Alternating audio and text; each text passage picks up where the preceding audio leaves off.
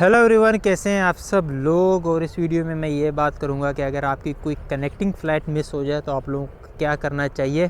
ठीक है, पहली बात तो ये परेशान होने वाली कोई बात नहीं होती है अगर आपकी कनेक्टिंग फ़्लाइट मिस हो जाए। हाँ, आप लोग लेट ज़रूर हो जाओगे घर पहुंचने से या अपनी डेस्टिनेशन पे पहुंचने से, मगर फिर भी इसका एक सोल्यूशन होता ही है हमेशा।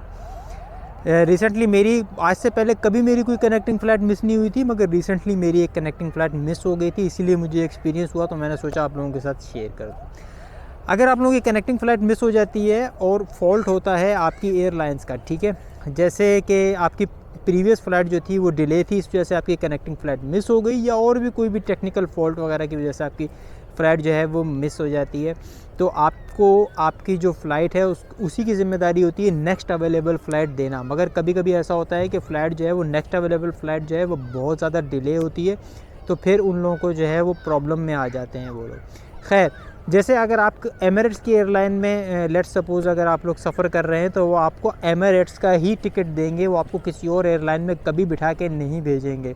ये बात अपने दिमाग से निकाल लेना कि वो लोग आपको किसी और एयरलाइन में बिठा के भेज देंगे, ऐसा कुछ नहीं होने वाला। वो आपको अपनी ही एयरलाइन में जो भी नेक्स्ट फ़्लाइट उस डेस्टिनेशन की जहाँ पे आप लोग जा रहे थे उसकी अवेलेबल होगी, उसी में, चाहे वो 3-4 दिन बाद की हो। तो खैर, अगर आप लोगों के साथ ये हो जाता है तो फिर आप लोगों के पास जिस कंट्री से ट्रांज़िट कर रहे हो उसका वीज़ा होना बहुत ज़रूरी है। ठीक है, अगर नहीं है वीज़ा तो वहाँ पे वीज़ा के काउंटर्स मौजूद होते हैं। जैसे मेरे तुर्की के अंदर मेरी फ़्लाइट मिस हुई थी तो मैं वीज़ा काउंटर पे जाके मैंने जो है वो वीज़ा हासिल कर लिया था। और फिर उसके बाद जो है हर एयरलाइन के 3 काउंटर्स होते हैं किसी एयरपोर्ट पे। एक होता है टिकटिंग काउंटर, एक होता है चेक इन काउंटर और एक होता है होटल काउंटर। तो फिर आप लोग कहाँ चले जाओगे? होटल वाले काउंटर पे चले जाओगे अगर आपकी नेक्स्ट अवेलेबल फ़्लाइट जो है वो 10 घंटे या 8 घंटे से ज़्यादा की डिलेड है।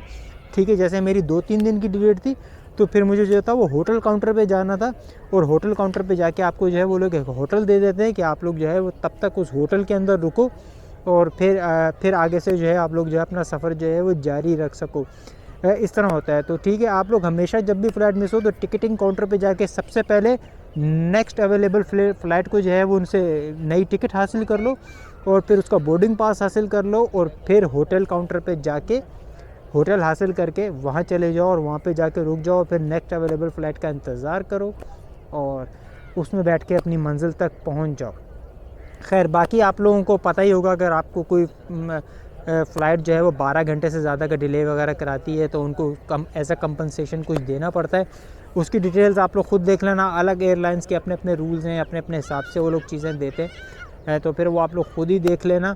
मेरा ये काम था आप लोगों को सिर्फ ये बता दूं कि क्या करना होता है। बस आप लोगों को जो है वो होटल ज़रूर ले लेना चाहिए, ये आपका राइट होता है।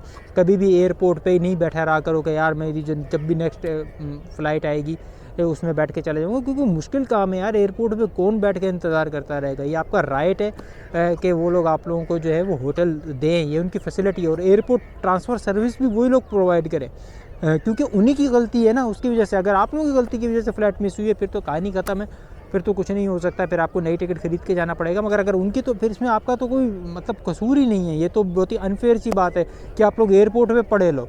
मैंने खुद देखा इस्तांबुल के एयरपोर्ट पे लोग 2-2 3-3 दिन से पड़े हुए थे क्योंकि उनकी कनेक्टिंग फ़्लाइट मिस हो गई। तो मैंने बोला भाई ये क्या चक्कर है? उन्होंने बोला एयरलाइन वाले सुन ही नहीं रहे बात।